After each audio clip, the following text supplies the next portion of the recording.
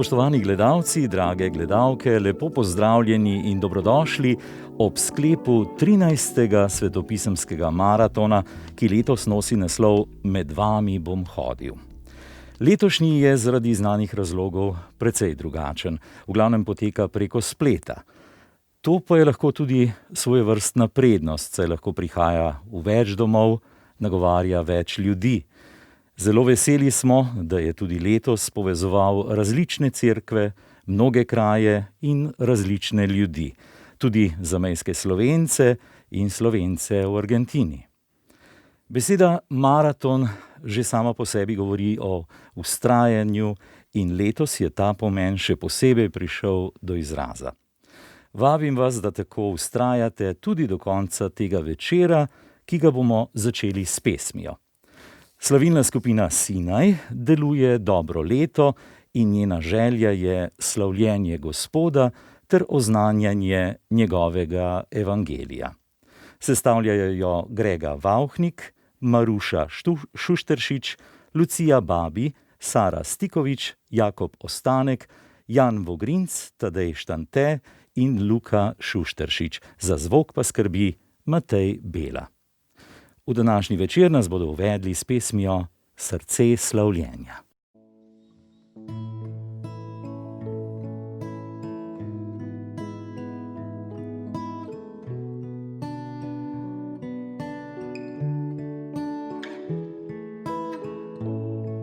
Ko utihne vse in se umirim, pridem sam pred te.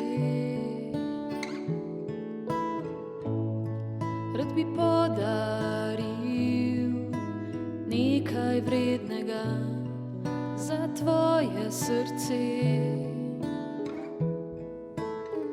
Prinašam več kot le pesem, saj nočeš besed, le kaj naj z njimi povem. Globino duše mi gledaš, ne na vide stvari, ti vidiš moje srce, Jezus. K tebi se vračam, slavim te v srcu, ti Jezus si vse, Jezus si moje vse. Žal mi Gospod je vseh mojih grehov, Jezus si vse, Jezus si moje vse.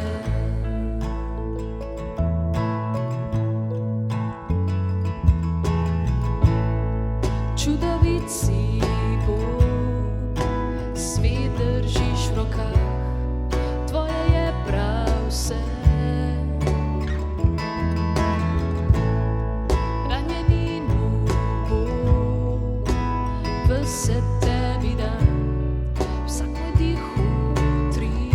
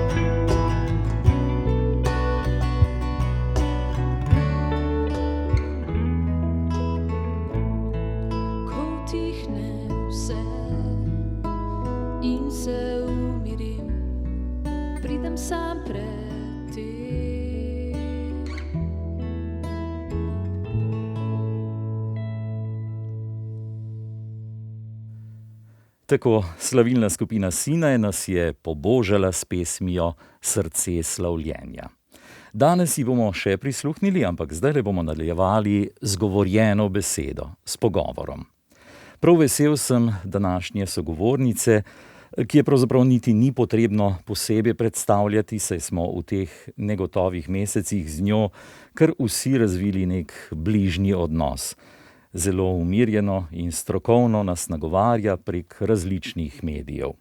Je doktorica medicine, specialistka infektologinja na kliniki za infekcijske bolezni in vročinska stanja in profesorica na medicinski fakulteti, sicer pa žena in mati 2 otrok. Docentka doktorica Mateja Logar, lepo pozdravljeni in dobrodošli. Dober večer. Najin pogovor so naslovili Moje življenje s COVID-19. Najbrž je dejstvo, da se je tudi vaše življenje od februarja, marca precej spremenilo, ne?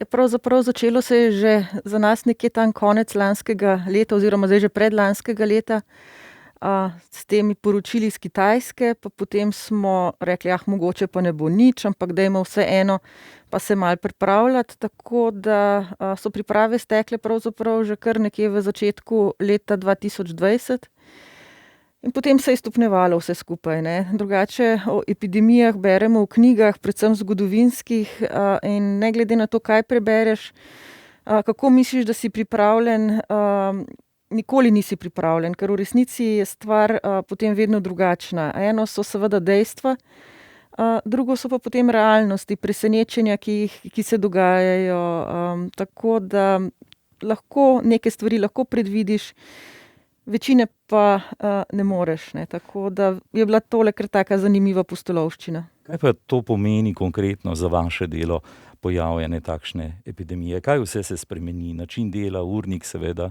Ja, predvsem v spomladanskih mesecih smo imeli na začetku kar težave z samo osebno varovalno opremo, se pravi z dostopnostjo mask. Tudi o virusu se je vedelo bistveno manj, kot vemo danes. Tako da se bo treba sproti odločati, kaj imamo na razpolago in kaj moramo imeti, da bodo zdravstveni delavci delali varno, da se bodo počutili varno in da bodo pravzaprav s to opremo lahko delali. Naša predhodna izkušnja je bila izkušnja iz časa ebole, se pravi, takrat tega sicer nismo doživeli, da bi imeli bolnika, ampak naše prvo ideja je bila, da tukaj moramo res zaščititi zdravstvene delavce. Na srečo se je potem izkazalo, da virus kljub vsemu je bistveno manj smrtonosen kot virus ebole, da se vseeno prenaša podobno, kot se prenašajo ostali virusi, ki povzročajo okužbe dihal. Ampak se pravi, na začetku smo rekli, dajmo biti res previdni, dajmo zaščititi ljudi, da bo kdo imel sploh skrbeti za bolnike, ki bodo začeli prihajati v bolnišnice.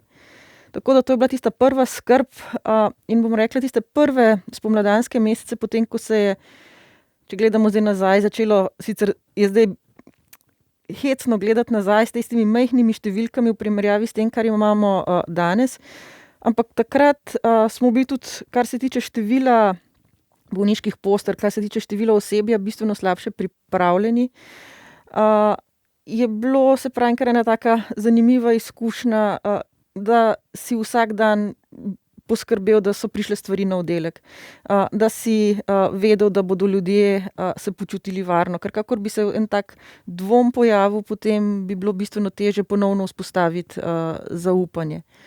V spomladanskih mesecih smo imeli, se pravi, to srečo, da je bila pomlad, da se je stvar po naravni poti začela tudi iztekati in pa da so takrat pravzaprav res Slovenci stopili skupaj in odreagirali res krasno z upoštevanjem ukrepov in takrat smo imeli ta krasen rezultat, da se je epidemija kot takšna začela hitro umirjati. Upam, da ne bo zvenelo narobe, ampak po eni strani je pa to obdobje najbrž tudi vznemirljivo. Namreč gre za en velik strokovni izziv, pri katerem iščete rešitve. To je vaše področje, na take stvari ste se pripravljali, no, vse zadnje, ne? Ja, če gledamo zdaj čisto iz stališča infektologa, je seveda doživeti epidemijo tako verjetno kot za enega športnika iti na olimpijske igre, ne? In seveda, če je rezultat dober, je tudi potem tisti kar ostane za tem, ostane en tak dober občutek in to je ostalo v spomladanskih mesecih, ne. Nažalost zaenkrat nam ne gre tako dobro in ta občutek tega, da si uspešen, da je tvoje delo prepoznano in cenjeno zaradi strokovnosti, nekako manjka, ne. Se pravi, tukaj ni več tega zaupanja v stroko, nekako se ta politični del bistveno bolj kaže trenutno, tako da ta del trenutno nam manjka. Nekje sem zasledil, da ste pri odločitvi o poklicu razmišljali tudi o analitični matematiki. Je to v vas? Radi imate iskanje rešitev, radi pridete do cilja? Ja, zato sem verjetno tudi kasneje izbrala infektologijo, ne. Infektologija je v medicini področje, ki se ukvarja s celim telesom, s celim človekom. Tukaj ne gre samo za to, da bi se ukvarjal z enim organom oziroma organskim sistemom, ampak imamo vedno celega človeka. In vedno gre za to, da poskušaš iz delčkov informacij, ki jih dobivaš, sestaviti celo sliko in potem je tako kakor pri sestavljankah, ne. Tisti zadnji košček vedno enostavno paše v sliko noter, pot do tja je pa včasih precej zapletena in ovinkasta. In dve stezi sta, ne. Na eni strani zdravite, na drugi strani raziskujete.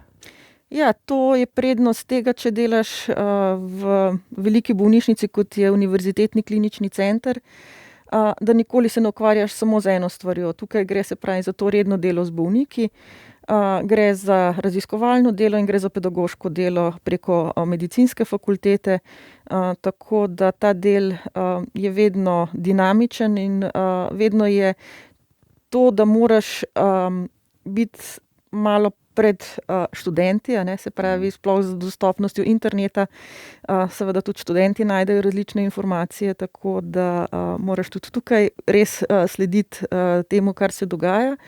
Predvsem se pa naučiš, da ni problem tudi včasih reči ne vem. In če rečeš ne vem, bomo skupaj pogledali in se bomo vsi skupaj naučili, si že marsikaj naredil, ne. Nekako ni tukaj smisel tega, da veš vse, ampak da veš tudi to, da česa ne veš, ne. Se pravi, da izhajaš iz tega, da se moraš ves čas izpopolnjevati in se dopolnjevati. Doktorica Logar, kako vi vidite to dogajanje glede na jakost, na razsežnost?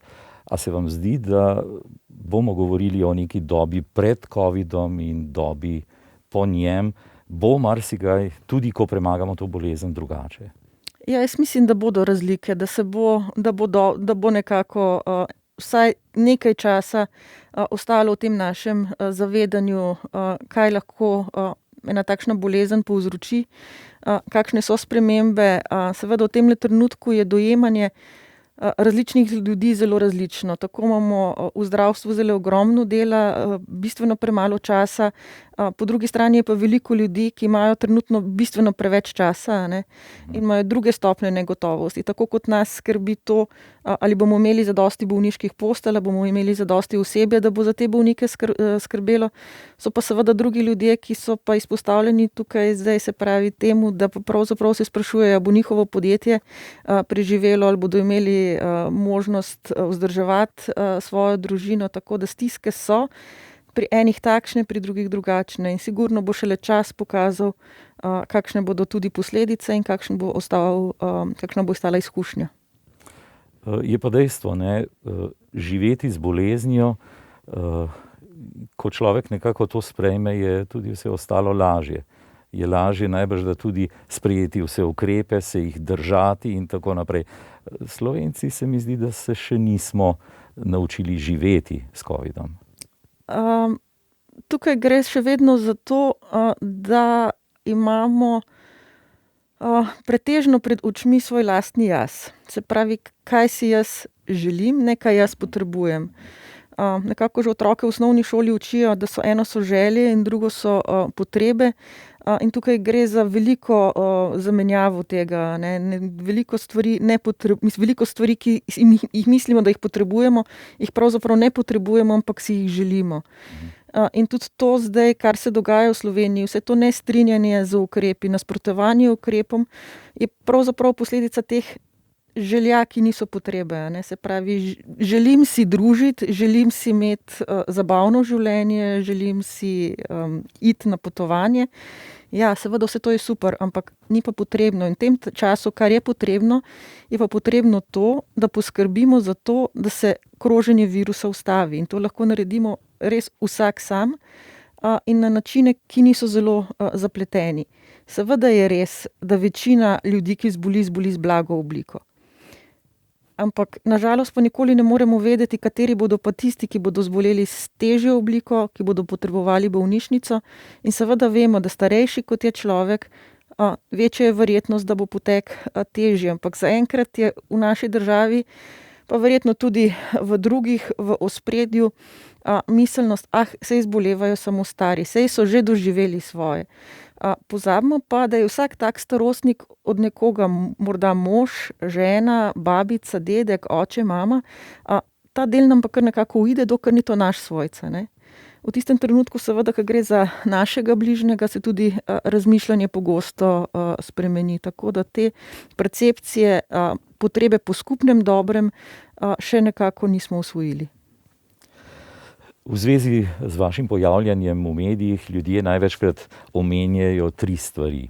Strokovnost, prijaznost in umirjenost. To zadnje je najbrž včasih težko, ne? Ja, pa ne. Je v vas globoko, ne? Ja, nekako je zadevščina takšna, da pravzaprav tudi za samim delom v službi sem ugotovila, da je pravzaprav se kregati, razburjati, zguba časa. Če gremo čisto na primer pacientov, ki so včasih takšni, pa so drugačni, pa so nekateri zelo prijazni, nekateri manj, nekateri pa že pridejo pravzaprav s tem, da se hočejo skregati s tabo. In potem počasi ugotoviš, da pravzaprav, če se ti ne začneš kregati nazaj, sam sabo se zelo težko kregaš, ne? Tako da tisto potem zelo hitro izzveni. Če se pa začneš prepirati, pa traja 10 minut, da se skregaš, potem potrebuješ 10 minut, da se pomiriš in potem moraš isto narediti, kar bi lahko naredil že pred 20 minutami. Pa še en tak slab občutek ostane, tako da najboljše je na začetku 2-krat globoko vdahniti in biti prijazen. Ni racionalno, ne? Ampak dejstvo je, da ob negotovosti, ob neznanem, ob strahu ljudje hitro vklopijo nek obrambni mehanizem in dostikrat začnejo napadati. Kako se vas dotaknejo vse te stvari, vsevednost, pametovanje, teorije zarote in podobne zadeve? Zdaj bom rekla, če gre tukaj za nekoga, ki ga ne poznam, si mislim, v redu, pač ne ve, ne zna. Bolj me zabolijo ti bližnji oziroma tisti, od katerih ne pričakuješ česa takšnega. Ne. Predvsem, kadar gre za nekoga iz stroke, kadar gre mogoče za koga iz tvoje družine, s katerim si se že veliko pogovarjal, ki bi si pričakoval, da ti zaupa, da si v teh letih ustvaril si neko mnenje in da bi lahko ti verjel, da stojiš za tem, kar govoriš, da tukaj ne gre za to, da bi jaz govorila nekaj zaradi tega, ker mi je nekdo rekel, da moram to reči. Ne. Ta del te pa potem malo najprej zaboli, potem te pa zaskrbi za te ljudi, zakaj bolj verjamejo, bomo rekli, škandaloznim novicam, pa tem bombastičnim novicam, kot pa stroki. Najbrž je, ne vem, nekaj v človeku, da se oprime nečesa najlažjega. Ja, v stresnih situacijah imamo 2 tipa ljudi, ne. Ene, ki iščejo aktivno rešitev, ki bodo k stvarem pristopili aktivno in se bodo vprašali, kaj lahko storim jaz. Pa drugo skupino, ki je zelo pasivna, ne, ki pa čaka na rešitev od zunaj in seveda bistveno lepše so tiste rešitve, kjer se na hitro nekaj zgodi. Kjer nekdo drug prevzame odgovornost in ti pove, kaj moraš narediti, ali pa celo naredi namesto tebe, ne. In zaradi tega, če je nekaj tukaj bombastičnega, nekaj, kar se bo v trenutku zgodilo, je to nekaj, kar bo rešilo vse probleme in meni se s tem ne bo več treba ukvarjati. In lahko bom spet pri svojih željah in temu izživetju svojih želja. Doktorica Mateja Logar, za hip bova v najin pogovor spustila glasbo. Slavilna skupina Sinaj nam bo zapela pesem Lev in jagnje, potem pa odrineva še malce bolj na globoko.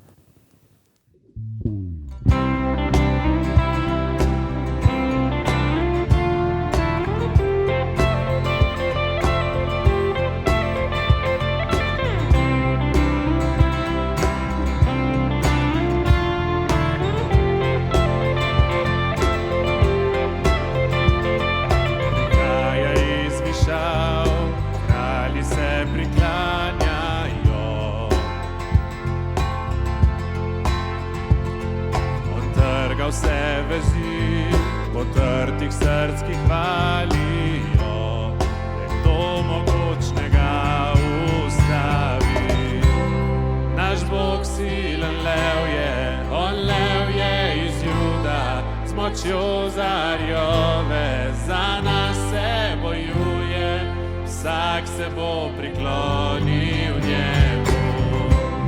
Naš Bog jagnje je za nas darovano in za grehe sveta, da kri spone tre, vsak se bo priklonil njemu, levo jagnje tu, vsak se bo priklonil njemu.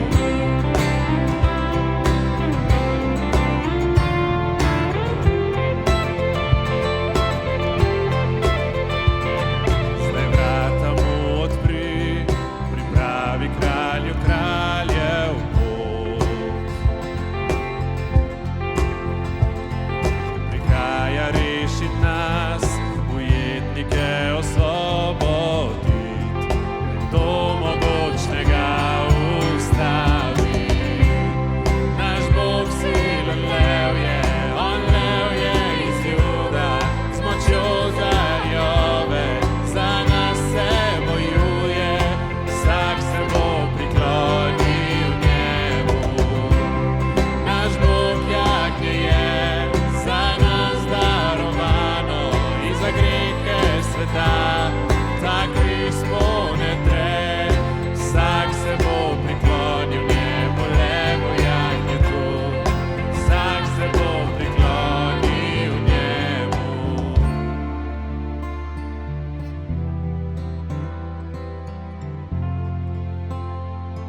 Naslednji dan je zagledal Jezusa, da prihaja k njemu in je rekel: Glejte, Božje jagnje, ki odvzema greh sveta.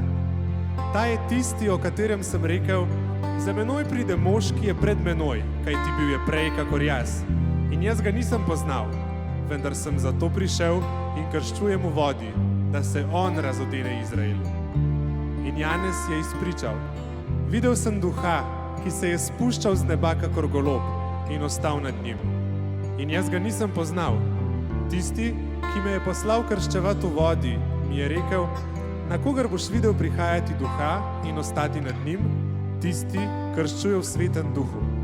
In videl sem in pričujem, da je ta Božji sin. Naslednji dan je Janez spet stal tam in še dva izmed njegovih učencev. Ozrl se je na Jezusa, ki je šel mimo, in rekel: Glej, Božje jagnje.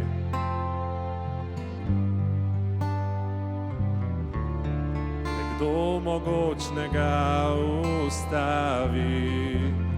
Le kdo mogočnega ustavi? Le kdo mogočnega ustavi? Le kdo mogočnega ustavi? Le kdo mogočnega ustavi? Le kdo mogočnega ustavi?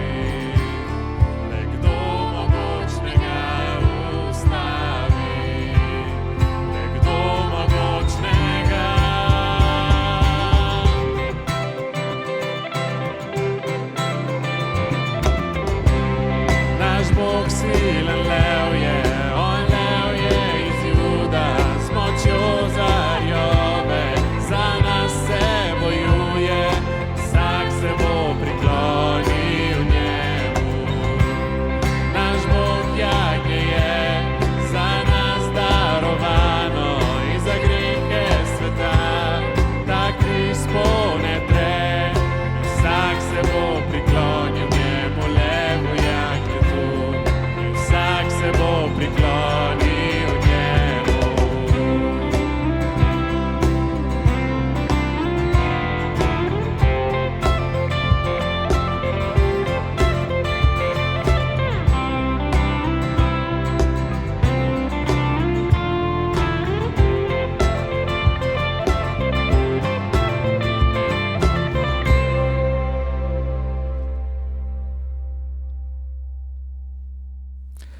Slavilna skupina Sinaj je bila tole.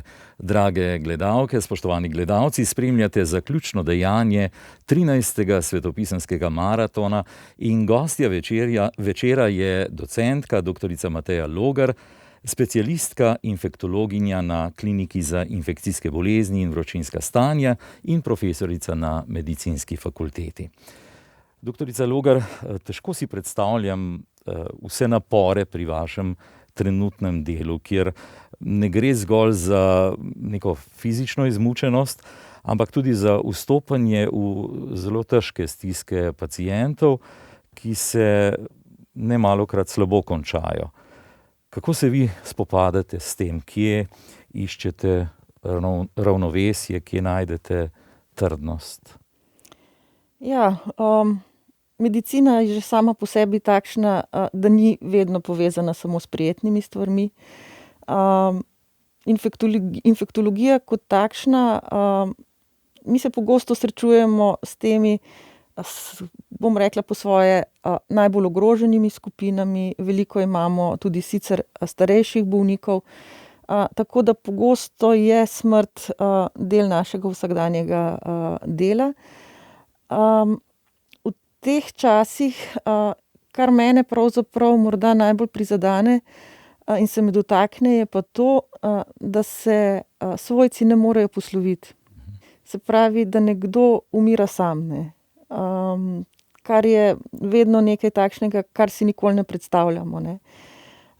Tako da mi se na vsak način v bolnišnicah, vsaj v Ljubljani, trudimo, da kadar vemo, da se nekoga življenje izteka, da svojcem omogočimo, da pridejo in se poslovijo od njega, dokler je še živ, ker mislim, da je ta dogodek bistveno drugačen, se pravi, če se posloviš od nekoga, ki je še živ, kot potem, ko je mrtev, ne. So pa to vedno težki trenutki, tako da predvsem, kadar gre morda za kakšnega mlajšega, pri komer ne pričakuješ, in veš, da bi imel pred sabo še polno življenje, je to še toliko težje. Te stvari grejo vedno s tabo domov, ne. Nikoli ni, da bi zdaj, ko se odštemplaš s kartico in greš iz službe, pa nisi več v službi, to ne gre pri nikomer.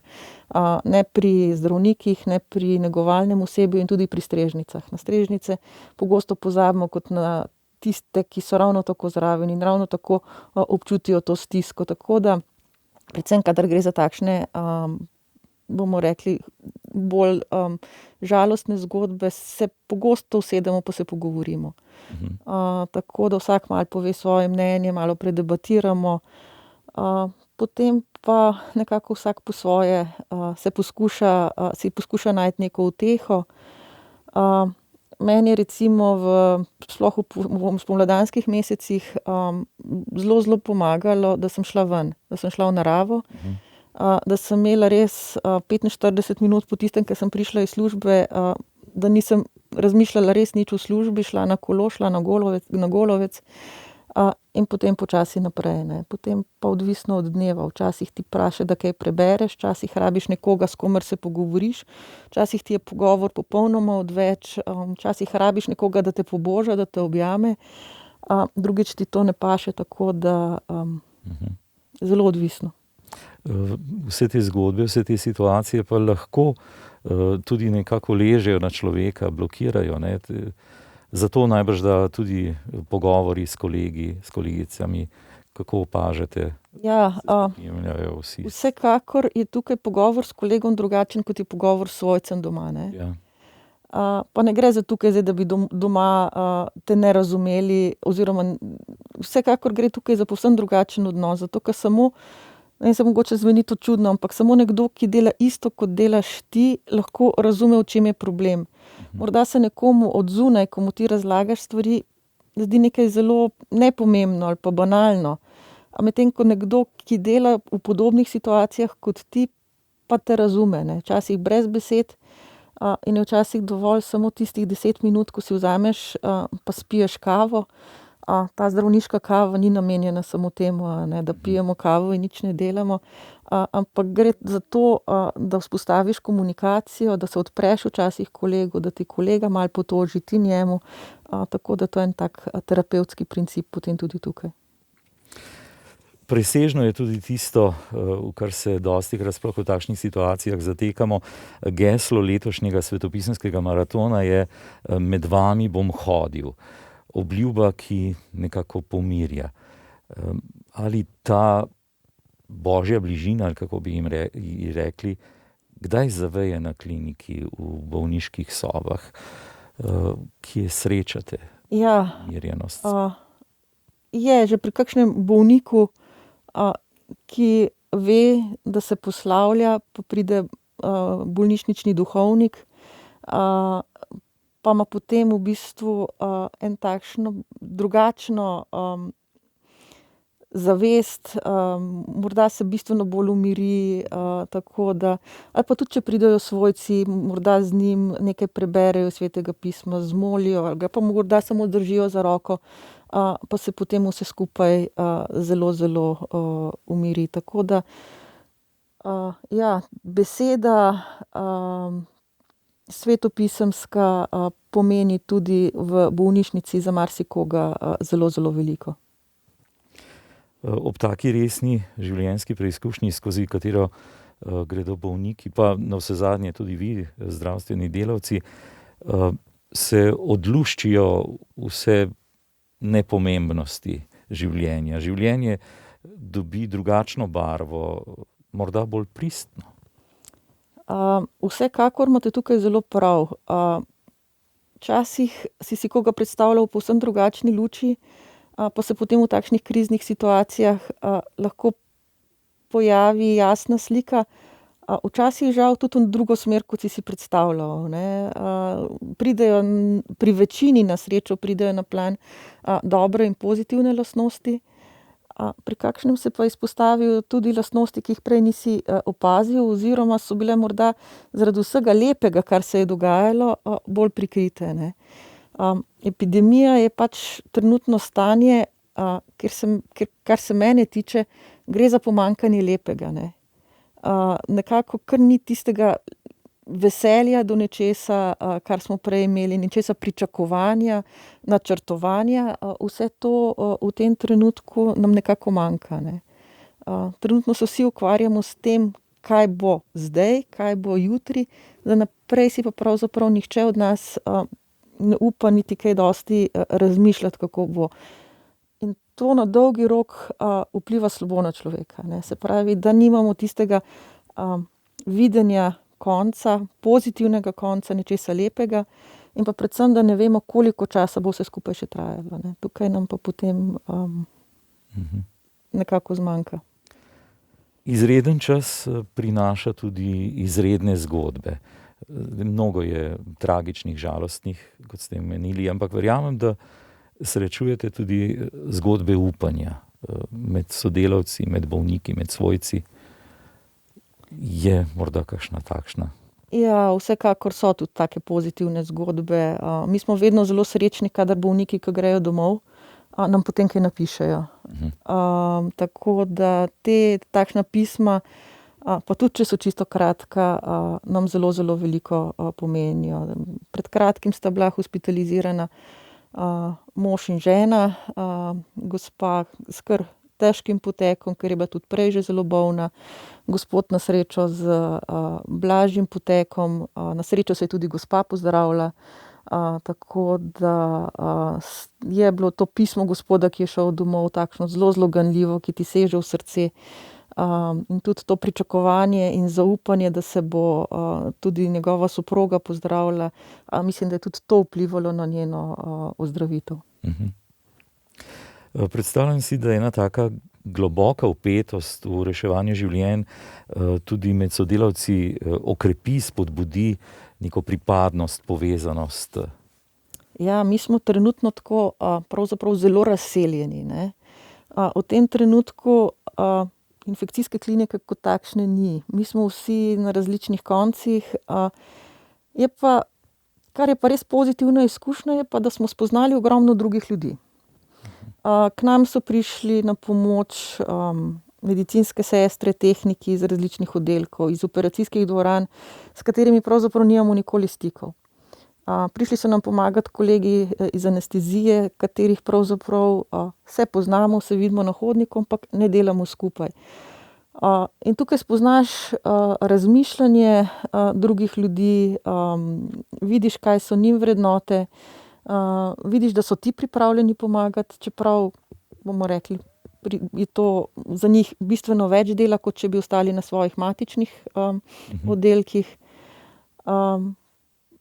Za nas je tudi pomembno, da rečejo, bomo še prišli, če bo potrebno, smo se čutili sprejete, a ne. V teh trenutkih je za kolektiv zelo pomembno, da deluje kot kolektiv, da se razumeš, da čutiš pripadnost, tudi če je samo za določen čas. Tako da tudi tako kot v družini oziroma v vsakdanjem življenju. Če se čutiš sprejetega, boš naredil marsikaj, kar ti ni treba, tudi če za to ne boš plačan, medtem ko če nekam prideš in se ne čutiš sprejetega in si postavljen na obrobje, boš začel iskati pa napake, a ne. Se pravi, pa ne boš čutil te pripadnosti, ne boš čutil zavezanosti, ne boš čutil poklicanosti in to se pozna tudi potem v vsakdanjem življenju. Kaj pa podmladek? Ste profesorica na medicinski fakulteti. Kako mladi doživljajo ta čas? Ja, pri nas je to kar trenutno problematično, ker mi trenutno ne moremo izvajati vaj, ne. Se pravi, študenti, ki bi morali v 4. letniku priti k nam na vaje, infekcijske bolezni veljajo za en tak zabaven predmet, kjer se ogromno dogaja, kjer veliko bolnikov vidijo. Trenutno tega seveda nimajo, imamo vaje na daljavo preko, se pravi, različnih videokonferenc. Jaz sicer ne vem, kako študentje to dojemajo, ampak jaz se počutim nesrečno. Zaradi tega, ker kadar imam vaje, vidim, kakšen je odziv, ko nekaj povem. A mi sledijo, a jih zanima, je treba neka še dodatna motivacija. Če imaš pa 40 študentov preko kamer, pa pravzaprav veš, da 2 do 3 sledijo pogovoru, za ostalih 37 pa pravzaprav ne veš. So bili pa ves čas tudi študentje pripravljeni pomagati, predvsem v času, ko so bile počitnice, ko še ni bilo šolskih obveznosti, so ogromno prostovoljno pomagali. Nekateri tudi zdaj sodelujejo pri jemanju brisov, pri takšnih čist administrativnih zadevah. Tako da so zelo, zelo zavzeti, je pa to tudi za njih težko, ne. Tukaj pa res gre za to, kar se trenutno ogromno govori o nekih izgubljenih generacijah, pa jaz ne mislim, da gre tukaj za izgubljene generacije v osnovni in srednji šoli, ampak pri študentih pa res ne. Njim pa tega leta, recimo sploh pri medicini, ne more nič nadomestiti, ne. Tega, kar v tem letu ne bodo videli, verjetno ne bodo nikoli v življenju videli, ne. Tako da te deli so pa, lahko bodo seveda pridobili na drugih področjih, na človeškosti, na sodelovanju, na zavedanju, kako poteka epidemija. Ampak sam ta del, ki bi pa sicer bil del njihovega rednega dela, del tudi študentskega življenja, to leto jim bo pa seveda manjkalo. Če smem, kaj pa vaši domači, sin in hči, kako onadva doživljata to celotno situacijo, ob tem seveda, da ima mama ogromno dela? Ja, situacija je bila že spomladi in tudi zdaj v tem valu pri nas takšna, da so se moji 3, se pravi mož in oba otroka, začasno preselili na Štajersko, kjer živi tudi moja mama. Tam v Ljubljani živimo v bloku, na Štajerskem imamo hišo in kar veliko zemlje naokrog, tako da jim je bistveno boljše, kar se tiče karanten in vseh teh ukrepov, da so tam, ker se lahko bolj prosto gibljejo v naravi. Se pa sploh pri sinu v zadnjem mesecu pa kaže to, da smo bistveno manj skupaj, ne.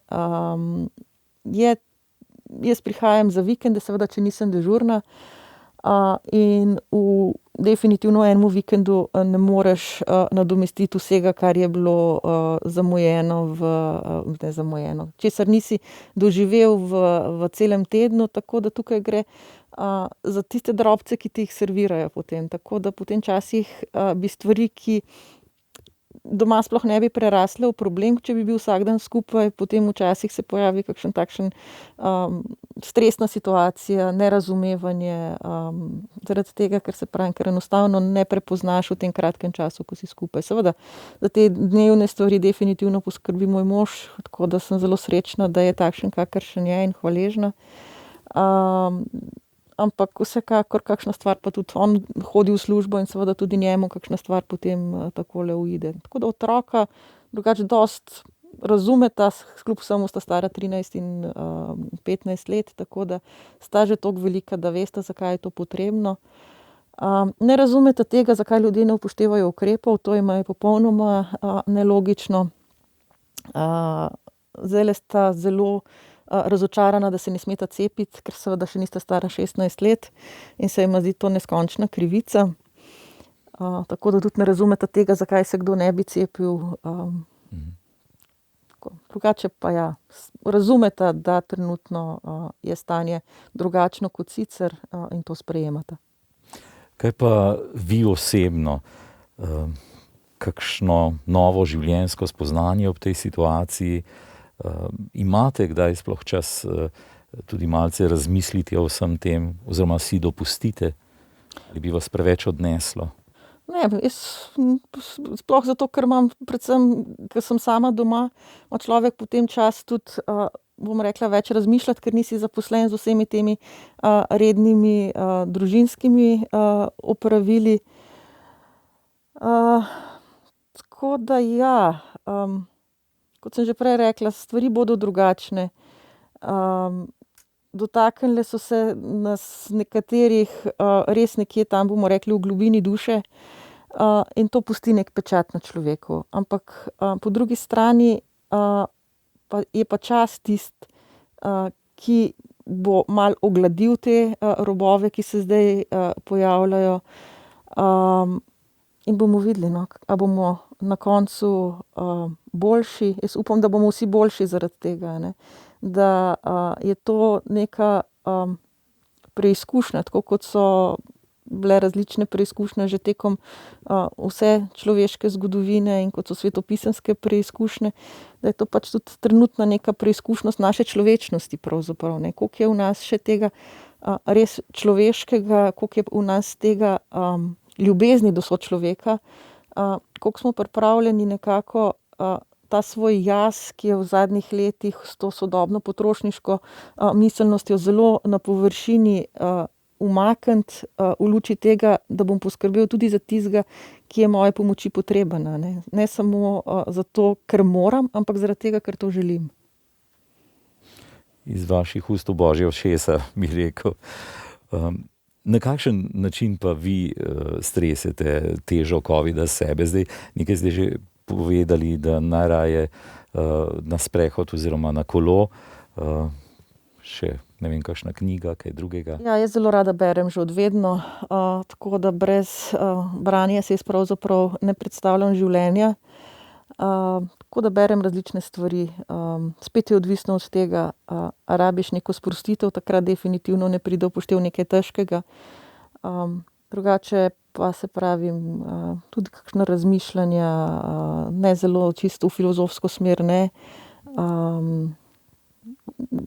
Knjiga Branka Cestnika je zelo takšno zanimivo in dobrodošlo branje. Zelo, zelo različno, no. Čim manj pa političnih novic, to pa moram priznati. Pred koncem imate morda kak svoj priljubljen citat, odlomek ali pa prizor iz Svetega pisma? Mogoče mi je pravzaprav bila vedno, ko sem bila mlajša, nejasna prilika o vinogradu in delavci, ki pridejo v vinograd, ne. Zakaj so pravzaprav vsi enako plačani. Tako da potem, ko si starejši, postopoma razumeš, zakaj je pomembno, ne, da imaš vero in da vero lahko pridobiš kadarkoli, predvsem je pa ne smeš izgubiti. No, naj s to vašo mislijo tudi končava najin pogovor. Docentka doktorica Mateja Logar, najlepša hvala za vaše misli in da ste nam dovolili malce bolj vstopiti v vaše življenje. Želim vam veliko uspehov in vztrajnosti pri vašem delu ter čim več časa za družinske radosti in za drobna osebna zadovoljstva. Hvala za pogovor in za povabilo.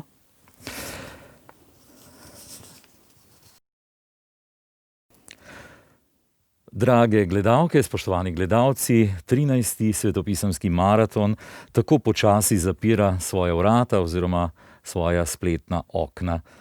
Dovolite čisto na koncu še besedo zahvale. Res iskrena hvala vsem vztrajnim bralcem, pa vsem letošnjim gostom, vsem pripravljavcem maratona, še posebej Svetopisemski družbi, Bog povrni. In seveda hvala tudi vsem vam, ki ste spremljali 7-dnevno dogajanje in ste s tem dali vrednost vsemu vloženemu trudu. Kako bo videti 14. Svetopisemski maraton leta 2022, še ne vemo. Vemo pa, da se bodo pripravljavci na vso moč potrudili, da bo. Zato še zdaj lepo vabljeni k spremljanju tudi prihodnje leto. Do takrat pa naj Sveto pismo ostaja stalnica našega vsakdana. Končajmo pa s pesmijo v izvedbi skupine Sinaj. 10 000 razlogov. Ja, najmanj toliko razlogov za srečo, veselje in hvaležnost lahko najdemo prav v vsakem dnevu, tudi v tem času. Iščite jih in se čudite. Hvala za pozornost in lep večer.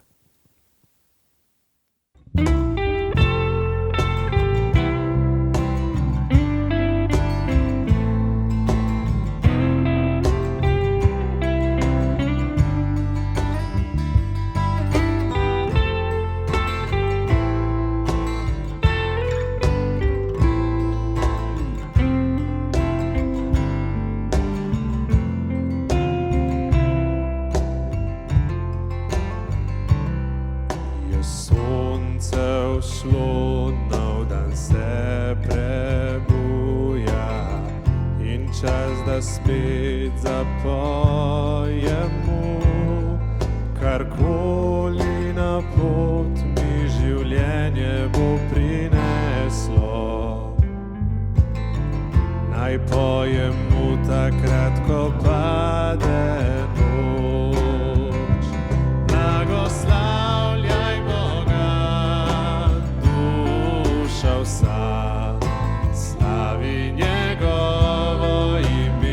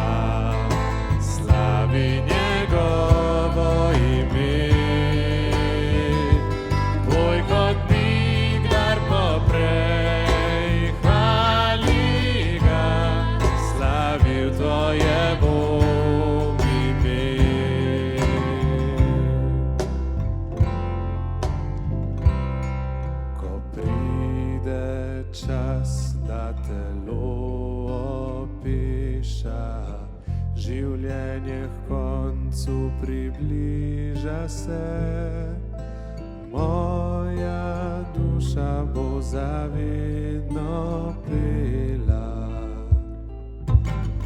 Več tisočletij še za večno so.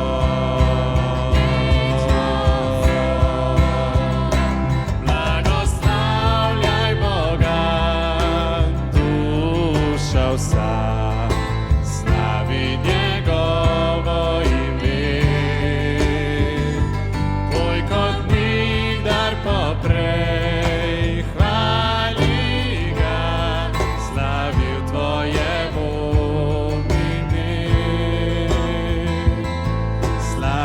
Tvoje bo